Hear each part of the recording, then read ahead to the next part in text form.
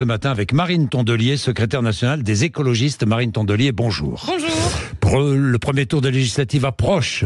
Marine Tondelier. Ça n'a jamais été aussi près. Jamais aussi près. Emmanuel Macron ne sera pas le chef des armées, dit Marine Le Pen, si le Rassemblement national prend le pouvoir. Est-ce qu'elle bafoue la Constitution ? Écoutez, ils en sont déjà à débattre de la Constitution. Moi, je vais d'abord débattre de la Constitution du gouvernement, si vous voulez bien, parce que franchement, on n'en est pas là à une argutie juridique sur comment l'un ou l'autre comprend la Constitution. On en est à savoir si, dans 10 jours, l'extrême droite sera à Matignon ou pas. C'est ça qui me préoccupe, qui m'obsède. Et alors après, il y a plein de micro-détails polémiques autour de ça. Mais ce qu'il faut que vos auditeurs comprennent bien, c'est qu'il se joue un moment historique en France et que je trouve que cette campagne est parasitée par beaucoup de trucs qui nous divertissent un peu. Qui nous Qu'est-ce qui nous divertit ? Eh bien, un jour, on va parler de l'autre qui a tweeté ça sur un tel. Le lendemain, on va parler d'un micro-détail du nœud de cravate de Manuel Bompard dans son débat. Là, on va discuter de notre ami... Je savais pas que ça faisait débat, d'ailleurs, le nœud de cravate. Ça a beaucoup fait débat. Mais je vais vous dire, si le seul problème était son nœud de cravate, oui, c'est que sur le fond, c'était impeccable. Et donc, ça me va. D'accord. Mais c'est vrai que j'ai l'impression qu'on est un peu comme un lapin pris dans les phares de la voiture, là. Je parle pas de nous, écologistes, mais voilà, de toutes celles et ceux qui essaient d'observer ce débat. On se prend plein d'informations à longueur de journée et on perd de vue le fait que le vrai enjeu, c'est dans des jours extrême droite ou pas à Matignon. Je vais revenir là-dessus, puis je vais revenir sur l'écologie, parce qu'on parle très peu d'écologie. Mais je me doutais qu'ici, on en parlerait, c'est pour ça que je suis venue.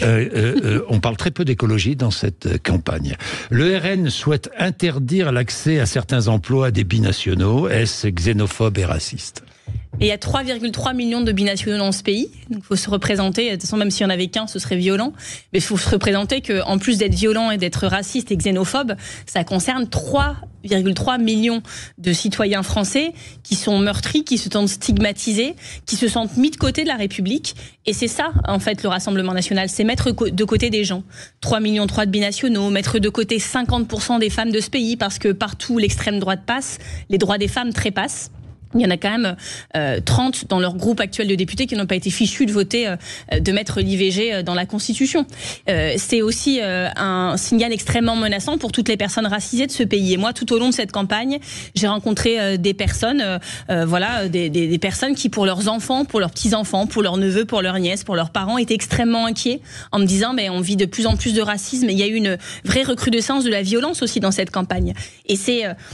Des fois on dit c'est la politique, mais en fait là c'est plus de la politique, c'est du réel, c'est du concret, c'est du quotidien. C'est une boulangerie d'un jeune apprenti malien qui est incendié, c'est un chauffeur de bus hier en Essonne dont un électeur RN décide de rouler, de foncer dessus parce que ce chauffeur de bus scolaire veut se garer sur l'emplacement du bus scolaire et que ce monsieur dans sa voiture sur l'emplacement du bus scolaire. Quand on lui demande de se décaler, il lui sort des horreurs racistes, des menaces de mort.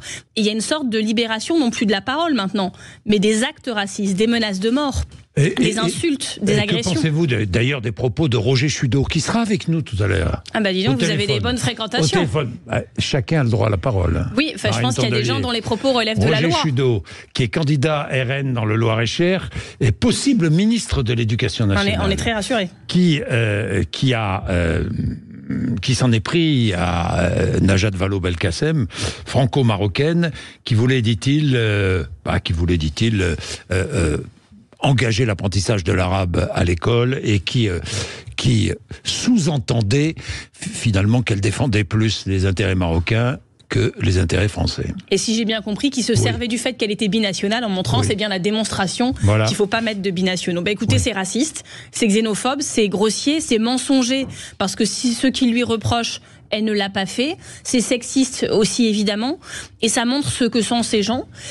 Et quand vous me dites qu'en plus ce monsieur est pressenti pour être ministre de l'Éducation nationale, on peut être qu'inquiet. De l'Éducation nationale au Rassemblement vraiment, national. on est rassurés, parce que ça veut dire que nos enfants seront élevés, seront éduqués dans ce climat horrible, parce qu'il peut avoir des craintes sur ce que Najat Vallaud-Belkacem aurait voulu instiller dans l'éducation nationale, ce qui en plus est mensonger, mais alors lui par contre on voit bien quel est le programme, et je pense que c'est pas ça qu'on veut pour nos enfants. Si le RN est majoritaire à l'Assemblée nationale, vous entrerez en résistance?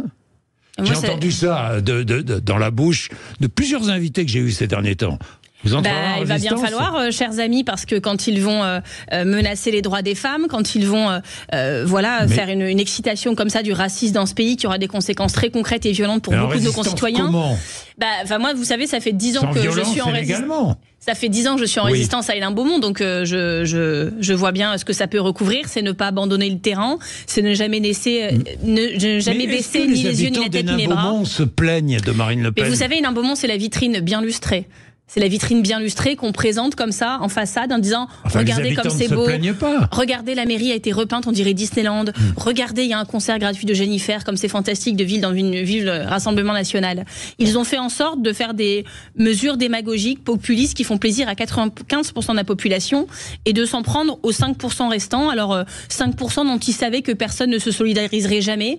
Les élus d'opposition, les journalistes, les syndicalistes, les employés municipaux récalcitrants, certaines assos, les Roms, les migrants. Et je peux vous dire, pour faire partie de ces 5%, à quel point c'est violent, à quel point c'est méprisant, c'est stigmatisant, c'est humiliant au quotidien, c'est une forme de harcèlement jour après jour pendant des années.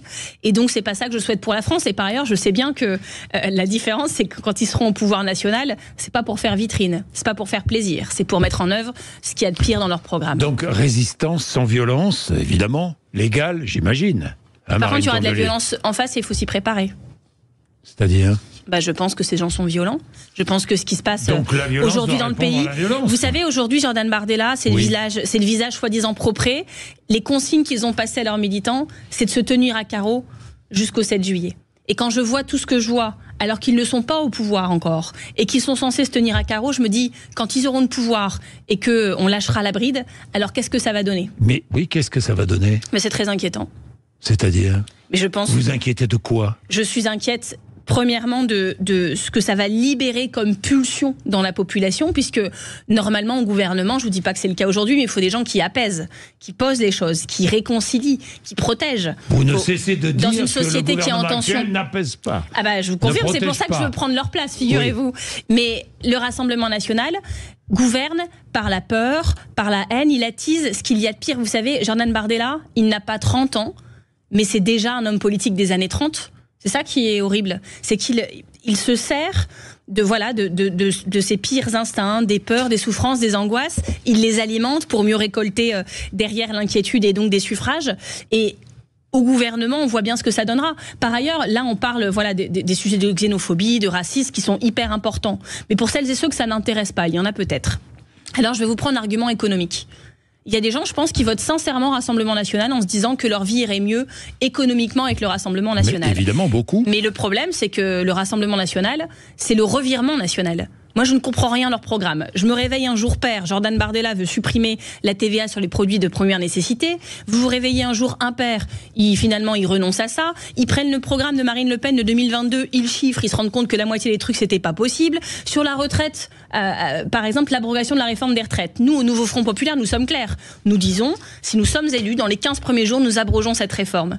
Alors lui, il a dit que ce sera peut-être abrogé à l'automne, parce qu'il doit faire un audit financé, mais un audit de quoi ? Tout est sur Internet, donc je lui trouve un stagiaire de 3e, on fait l'audit ensemble, il n'y a pas de problème, tout est public. Et donc en fait, cette histoire d'audit, c'est quoi ? C'est préparer un renoncement futur, c'est se laisser des sorties de secours, en gros, pour dire, finalement, malheureusement, vous comprenez, on ne peut pas. Leur programme économique est le même, si ce n'est pire que celui d'Emmanuel Macron. Ils ont toujours gouverné au service des puissants. Et donc, ce qui est pire, c'est qu'eux ne l'assument pas. Emmanuel Macron, il a le mérite là-dessus d'être franc. Il dit, on sait depuis le début qu'il fait Robin des Bois à l'envers, qu'il enlève des taxes aux plus riches et qu'il demande des efforts aux plus pauvres. Au moins, c'est clair. Bardella, ce qui est terrible, c'est qu'il ment, c'est qu'il trompe, c'est qu'il manipule, c'est qu'il est hypocrite et lâche. Il dit aux électeurs qu'avec lui, les gens vivront mieux, mais ce qu'il prépare, c'est un gouvernement au service des puissants. La France des années 30 n'existait que par les haines des Français les uns contre les autres. Vous savez qui disait cela ? Raymond Aron. Vous le pensez ? Nous vivons la même époque ? Je pense que oui, et je pense qu'on a une classe politique qui est responsable aussi de ça, parce que c'est une politique de bouc émissaire, c'est-à-dire que ils n'ont plus les solutions, ceux qui nous gouvernent aujourd'hui n'ont plus les solutions. Sur la crise agricole, sur la crise climatique, sur la crise sociale, sur la crise démocratique. Et au lieu de l'admettre, de dire écoutez c'est extrêmement compliqué, il faut qu'on regarde ensemble, d'admettre parfois aussi notre faiblesse, nos doutes. Tout le monde pourrait comprendre que dans un monde aussi dur que celui qu'on vit actuellement, on n'est pas la réponse à tout le temps. Non, eux ce qu'ils font c'est quelque chose qui existe depuis la nuit des temps, c'est chercher des boucs émissaires. C'est dire c'est de la faute de eux, c'est les migrants, c'est les écolos, c'est ça qui se passe. Et donc évidemment que ça crée des tensions parce que vous mettez des cibles dans le dos des gens. Vous mettez des cibles dans le dos des gens quand vous faites ça. Et c'est ce qu'ils font. Marine Tondelier, si le nouveau Front populaire gagne, le Premier ministre ne sera ni insoumis, ni écologiste, ni socialiste, ni communiste. Ça, c'est votre théorie. Non, c'est pas moi. Ce sera peut-être vous. Non. C'est pas ma théorie. C'est ce qu'a dit Olivier Faure hier soir, Marine Tondelier. Oui, parce qu'il sera Premier ministre du nouveau Front populaire. Qui ? Olivier Faure ? Non, le Premier ministre ne sera pas un Premier ministre en tant que communiste, en tant que socialiste, en tant qu'insoumis ou en tant qu'écologiste, il serait un Premier ministre du nouveau Front populaire. Et c'est la force de ce que nous constituons.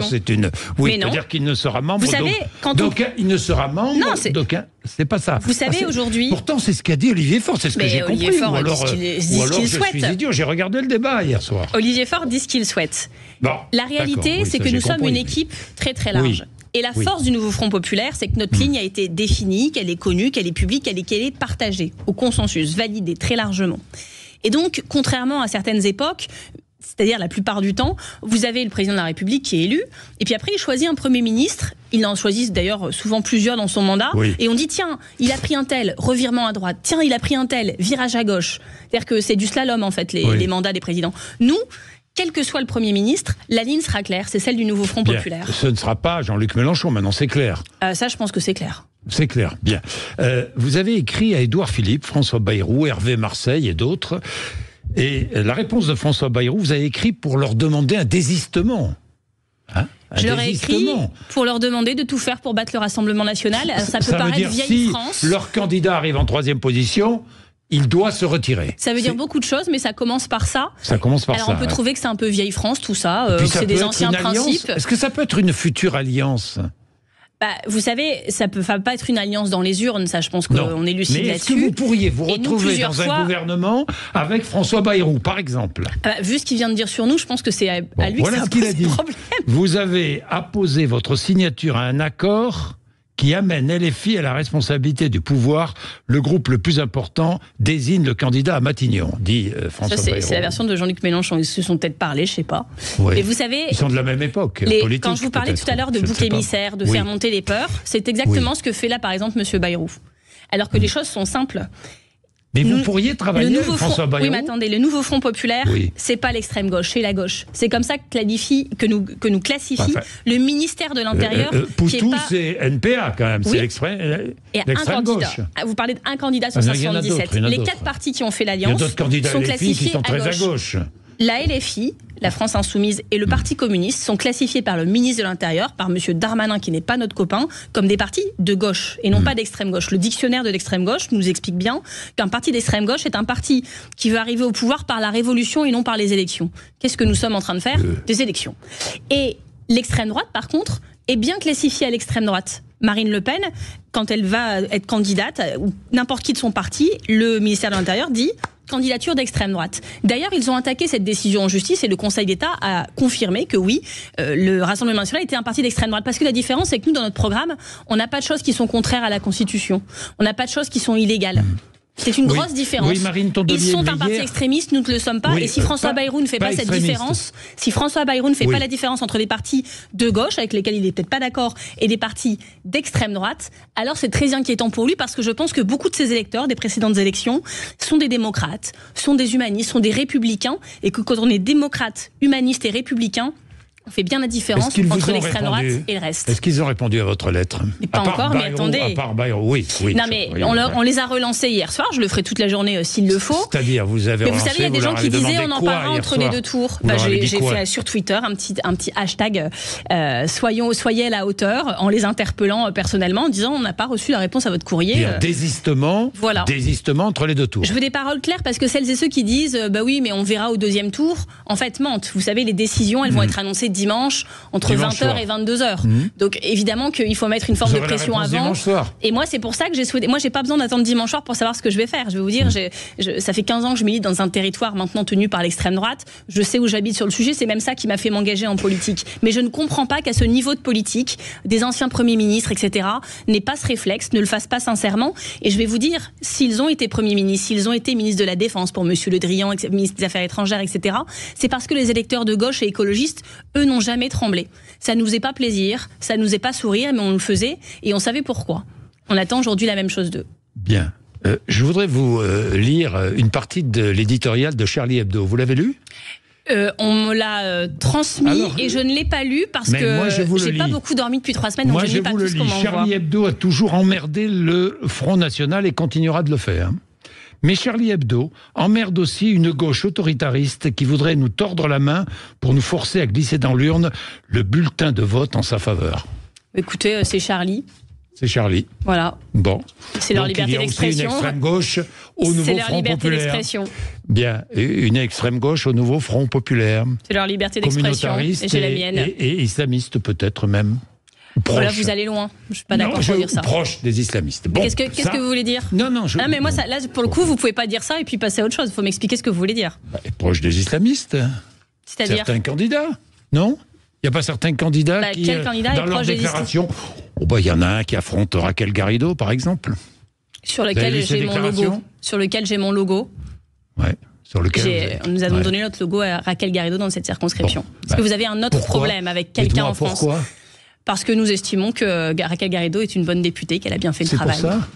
Ou il y a d'autres raisons, Marine Tondelier ? Nous l'avons fait avant d'avoir des informations sur ce candidat, par ailleurs. Sur ce candidat. Mais est-ce que vous avez d'autres problèmes ? Parce que vous ne pouvez pas donner une généralité sur tout le nouveau Front populaire en partant d'un seul exemple. J'ai jamais dit tout, j'ai dit certains. Dites-moi, Marine Tondelier, l'écologie, où est passée l'écologie dans cette campagne ? Je me le demande bien. Il ne suffit pas de mettre une veste verte pour qu'on parle d'écologie, vous voyez. Ouais, vous avez une veste verte ce matin. Et pourtant. Alors attendez. Parce que dans notre programme... La France poursuit la baisse de ses émissions de gaz à effet de serre au premier trimestre 2024. Recul de 5,3%. Vous savez pourquoi ? Mais vous vous réjouissez ou pas ? Non, mais vous savez pourquoi ? Oui, je sais pourquoi. Parce qu'il a fait particulièrement douce. Grâce à l'hydroélectricité et au nucléaire. Parce qu'il a fait particulièrement doux cet hiver et donc on s'est moins chauffé. C'est pas ce que dit Et parce que l'énergie était tellement chère que toutes les industries ont dû faire des efforts. 2/3 de la baisse grâce à la politique publique climatique. On est vraiment très rassurés. Mais vous savez, ce qu'il faut regarder... Pas très rassuré, c'est... Oui, mais regardez, en fait, il faut regarder ce qui n'a pas été fait, par exemple, dans le milieu... grâce à l'hydroélectricité et grâce au nucléaire, Marine Tondelier. Dans le milieu de l'aviation, par exemple, les vols domestiques, plus 21%. Je sais. C'est pas possible en 2024. Quand M. Béchu prend la politique, vous savez, de MaPrimeRénov', d'isolation des logements, qu'il supprime par un trait de plume 1 milliard de dépenses, c'est-à-dire 150 000 logements rénovés en moins, l'équivalent de toute la ville de Lille ou de toute la ville de Rennes. C'est pas possible en 2024. Moins 16% dans l'énergie, moins 5% dans les transports. Mais oui, mais je vous ai expliqué pourquoi. L'industrie, la construction, l'agroalimentaire. Je vous ai expliqué pourquoi, vous ne voulez pas l'entendre. Il y a eu un hiver particulièrement doux, et donc c'est pas une baisse structurelle, c'est une baisse conjoncturelle. 2/3 de la baisse grâce aux politiques publiques. Et ils ont aussi demandé aux entreprises de faire des efforts. Pourquoi ? Parce que l'énergie était de toute façon tellement chère qu'ils n'arrivaient pas à payer leurs factures. Ce sont des baisses conjoncturelle. Nous avons besoin de baisses structurelles. En 2023, vous me posiez la question, de 5,8. C'était la même chose. Mais vous me posiez la question de notre programme. Alors je vais vous dire quelque chose. En tant que chef de parti écologiste, j'étais hyper émue dans un programme qui est un programme qui est là pour gouverner, qui est un programme de coalition pour gouverner, parce que c'est le programme de coalition pour gouverner le plus écologiste que ce pays n'ait jamais connu, tous bords confondus, et que quand j'ai vu des socialistes, des communistes, des insoumis, des écologistes se mettre d'accord pour un moratoire sur les grands projets autoroutiers, pour arrêter les méga-bassines, pour sortir des fermes-usines qui créent de la maltraitance animale, de la maltraitance paysanne aussi, parce qu'évidemment, quand vous êtes un petit éleveur, que vous faites bien votre travail et qu'à côté vous avez une ferme-usine, 60% des animaux en France sont produits par 3% des éleveurs. Donc vous imaginez ce que ça peut donner, vous crevez. Et puis c'est aussi de la maltraitance pour notre santé, parce qu'évidemment ces produits ne sont pas de bonne qualité. On va faire tout ça. On va faire une loi de programmation énergie-climat, celle que vous me demandiez à l'instant. On va faire du renouvelable, beaucoup de renouvelable, 10 milliards par an, parce que la France est le bonnet d'âne d'Europe du renouvelable. On va aider les agriculteurs, on va mettre leurs produits dans les cantines. Panneaux solaires et évidemment éoliennes. Évidemment. Évidemment, parce que je vois pas pourquoi l'Allemagne serait capable de faire 80% de renouvelables multiplier les éoliennes, en le nombre 2030, d'éoliennes. Et nous, on sera à 30. Il faut multiplier le nombre d'éoliennes. Et il faut le faire bien. C'est-à-dire qu'il faut le faire en concertation avec les habitants. Oui. Il faut le faire en concertation aussi avec les associations de protection de la biodiversité, parce qu'on ne met pas des éoliennes n'importe où et n'importe comment et n'importe quand. Il faut plutôt des projets participatifs, financés par les citoyens, que de grands projets qui sont en dépit du bon sens. 110 km/h sur les autoroutes, bien sûr. Évidemment. Il y aura moins d'accidents. Limitation du nombre de vols. En avion ? C'est pas dans notre programme. C'est pas dans votre programme. Là, vous confondez le programme des écolos, le programme du Front Populaire, ce que je ne ferai pas. Mais je sais. Vous ne le ferez pas, oui. Bah non. Vous avez essayé de l'imposer, d'ailleurs ? Alors, vous savez que ce programme a été écrit en 4 jours et 4 nuits, évidemment. Donc, bon. Et que, en fait. Est-ce qu'elle est suffisamment écologiste ? Est-ce que ce programme est suffisamment écologiste ? Écoutez, des socialistes et des communistes ont signé pour arrêter les autoroutes dans ce pays. Je ne sais pas si vous vous rendez compte des compromis qu'on a obtenus. Alors, ça ne veut pas dire qu'il n'y a plus d'autoroutes, c'est-à-dire qu'on arrête d'en construire de nouvelles. Et d'ailleurs, la France est le pays d'Europe où il y a le plus d'autoroutes. Vous mettez fin à la privatisation ? Des autoroutes ? Ouais. Ce serait bien, ouais. Ouais. Vous voyez, on parlait la fois dernière, avant que le studio ne s'éteigne et qu'on soit plongé dans l'obscurité, de l'A69, ce projet d'autoroute dans le sud, qui allait coûter quand même 17 € l'aller-retour. Donc quand les gens me disent j'en ai besoin pour aller travailler, ok, mais ils allaient payer 17 € par jour pour aller travailler, ça n'a aucun sens. C'est pas de l'écologie populaire. Moi, je préfère mettre cet argent, c'est folie qui allait être dépensé dans cette autoroute, pour faire réouvrir des petites lignes de train. Dernier mot sur l'Europe. Il y aura vote au Parlement européen. Van der Leyen comme présidente de l'Union européenne, ça vous va ? Alors, premièrement, c'est bien qu'on se rappelle qu'il y a l'Europe, parce qu'on est passé à 20h02 des résultats des européennes, et on a tous été aspirés dans un tunnel. Les pauvres députés européens qui font leur premier pas au Parlement, ils sont dans un no man's land médiatique. Les députés écologistes voteront pour Ursula von der Leyen ? Je pense pas, mais vous savez, Ursula von der Leyen, c'est pas notre choix. Après, elle était déjà là, donc c'est le statu quo. C'est décevant. Une élection pour rien. Voilà. Merci Marine Tondelier. Merci, 8h57, vous êtes sur Sud Radio.